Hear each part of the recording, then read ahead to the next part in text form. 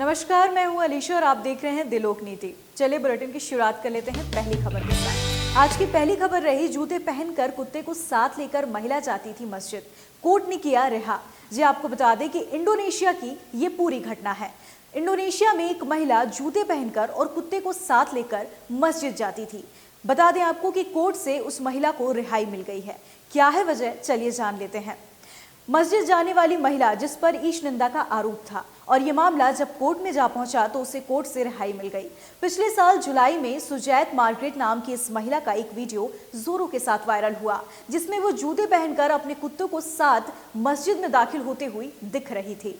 मुस्लिम बहुल इंडोनेशिया में लोग इस घटना से बेहद नाराज नजर आए, क्योंकि देश का एक बड़ा तबका कुत्ते को अपवित्र जानवर समझता था। कोर्ट का फैसला, यानी कि जानवर आज भी समझता है, और कोर्ट का फैसला जकार्ता के पास बोगोर शहर की अदालत ने दिया। बुधवार को इस अदालत ने महिला को ईश निंदा के आरोप में दोषी तो करार दिया, लेकिन ये भी कहा कि उन्हें उनकी हरकतों के लिए जिम्मेदार नहीं ठहराया जा सकता। कुत्ता लेकर मस्जिद जाने वाली महिला को कोर्ट ने मानसिक बीमारी के आधार पर जेल भेजने से इनकार कर दिया। सुजैत मार्गरेट साल 2013 में ही सिजोफ्रेनिया की मरीज थी। हालांकि अभियोजन पक्ष ने उन्हें 8 महीने के लिए जेल की सजा देने के लिए मांग भी की थी। वहीं दूसरी खबर रही, यूपीए शासनकाल के पराशरन है राम मंदिर के पहले ट्रस्टी, महाधिवक्ता रहे पराशरन। जी हां, श्री राम जन्मभूमि तीर्थ क्षेत्र ट्रस्ट के पहले ट्रस्टी बने हैं यानी कि महाधिवक्ता पराशरन। बता दें कि पराशरन यूपीए के शासनकाल में महाधिवक्ता रह चुके हैं, साथ ही राम मंदिर विवाद में हिंदू पक्ष की ओर से प्रमुख वकील भी थे। बुधवार को प्रधानमंत्री मोदी ने संसद में कहा था कि केंद्रीय कैबिनेट ने राम मंदिर ट्रस्ट के गठन को मंजूरी दे दी है। ये ट्रस्ट पराशरन के घर के पते पर ही पंजीकृत किया गया। 92 साल के पराशरन को 2012 में यूपीए के कार्यकाल के दौरान राज्यसभा सांसद नामित किया गया था। साथ ही वो 1983 से 1989 के बीच इंदिरा गांधी और राजीव गांधी के प्रधानमंत्री कार्यकाल के दौरान महाधिवक्ता भी रह चुके हैं। वहीं तीसरी खबर रही, आज थमेगा दिल्ली का चुनाव प्रचार। जहां दिल्ली अपने विधानसभा चुनाव के लिए पूरी तरह से तैयार खड़ा है, लेकिन भाग्य का पिटारा वोट डलने के बाद और रिजल्ट आने के बाद ही सामने आएगा। सारी पार्टियों ने अपना दमखम लगाते हुए चुनाव प्रचार किया। बता दें कि दिल्ली में विधानसभा के लिए 8 फरवरी को मतदान होना है। चुनाव प्रचार गुरुवार को यानी कि आज से बंद हो रहा। चुनाव आयोग ने मतदान के लिए सभी तैयारियां पूरी कर ली हैं। बता दें आपको कि 2689 स्थानों पर 13,750 मतदान केंद्र बनाए जा रहे हैं, जहां सुबह 8 बजे से शाम 6 बजे तक मतदान किया जा सकेगा। साथ ही संबित पात्रा को मिला है नोटिस। जहां चुनाव आयोग ने भाजपा के नेता संबित पात्रा को टीवी शो पर विवादित बयान देने के लिए नोटिस भेजा है। आयोग का कहना है कि पात्रा की बातें सांप्रदायिक सौहार्द को बिगाड़ सकती हैं। पात्रा से कहा गया कि वो इस मामले में गुरुवार शाम 6 बजे तक सफाई पेश कर दें।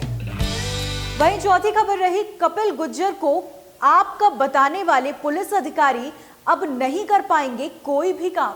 यानी कि दिल्ली के शाहीन बाग में फायरिंग करने वाले युवक यानी कि कपिल गुज्जर को पुलिस ने गिरफ्तार कर लिया था, जिसके बाद उसका नाम आम आदमी पार्टी से जोड़े जाने वाला दिल्ली पुलिस के एक अधिकारी ने बताया।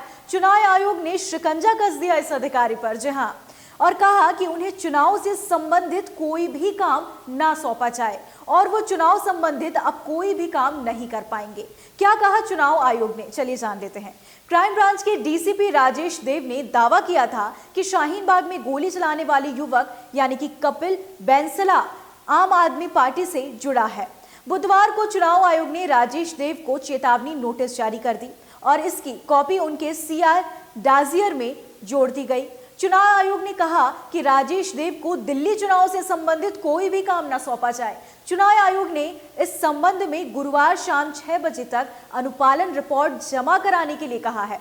एक बयान में राजेश देव ने कहा था कि कपिल ने स्वीकार किया है कि उसने और उसके पिता ने जनवरी-फरवरी 2019 में आम आदमी पार्टी का दामन थामा था। चुनाव आयोग ने अपने नोटिस में कहा था कि डीसीपी देव के एक राजनीतिक पार्टी के बारे में ऐसे बयान देने से जब जांच चल ही रही हो तो चुनाव पर नकारात्मक असर हुआ है। साथ ही डीसीपी ने जो किया है उसकी कोई जरूरत बिल्कुल नहीं थी। इसका स्वतंत्र और निष्पक्ष चुनाव कराने पर भी असर होगा। वहीं आज की पांचवी खबर रही कि सागर यूनिवर्सिटी में चयन प्रक्रिया में गड़बड़ी।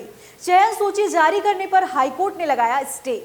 सागर यानी कि डॉक्टर हरिशंकर यानी कि बता दें आपको, सागर डॉक्टर हरि सिंह गौर केंद्रीय विश्वविद्यालय में नॉन टीचिंग स्टाफ की भर्ती में गड़बड़ी की याचिका हाईकोर्ट में लगाई गई थी, जिसके लिए हाईकोर्ट ने यूनिवर्सिटी को 15 दिनों का वक्त दिया है और इस मामले में जवाब मांगा है। बता दें कि प्रशासन द्वारा 4 फरवरी को दिल्ली के कार्य परिषद की बैठक आयोजित की जा रही है। इस बैठक में नॉन टीचिंग स्टाफ के पदों पर चयनित हुए अभ्यर्थियों की चयन सूची जारी होना है, लेकिन विश्वविद्यालय प्रशासन अब ये चयन सूची जारी नहीं कर पाएगा।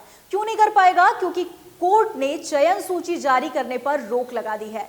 वहीं विश्वविद्यालय प्रशासन को सुनवाई के लिए 15 दिन की मोहलत दी गई है। बता दें कि ईसी के बैठक में librarian, deputy librarian, physical director, साथ ही अन्य पदों के लिफाफे खोले जाने थे।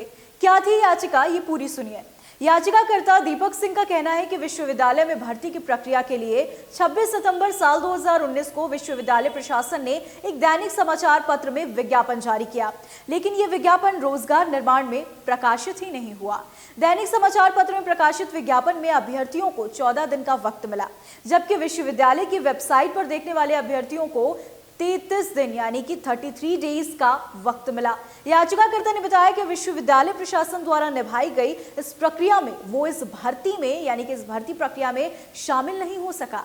याचिकाकर्ता ने बताया कि ये अकेला का केस नहीं है जो उसके साथ हुआ है। ऐसे कई लोग हैं जो इन दोनों ही चीजों से काफी कंफ्यूज हो गए और भर्ती प्रक्रिया में शामिल नहीं हो पाए, जिसकी वजह से ये पूरा मामला निकल कर सामने आया और गड़बड़ी की बात भी सामने आई है, जिसके बाद अब हाईकोर्ट ने स्टे लगा दिया है कि कोई भी जो एडमिशन प्रक्रिया यानी कि जो भी चीज़ें हैं कि सूचना जारी करने वाली और प्रक्रिया पूरी करने वाली, वो कोई भी यूनिवर्सिटी प्रशासन यानी कि एकेडमिक सेक्शन नहीं कर पाएगा।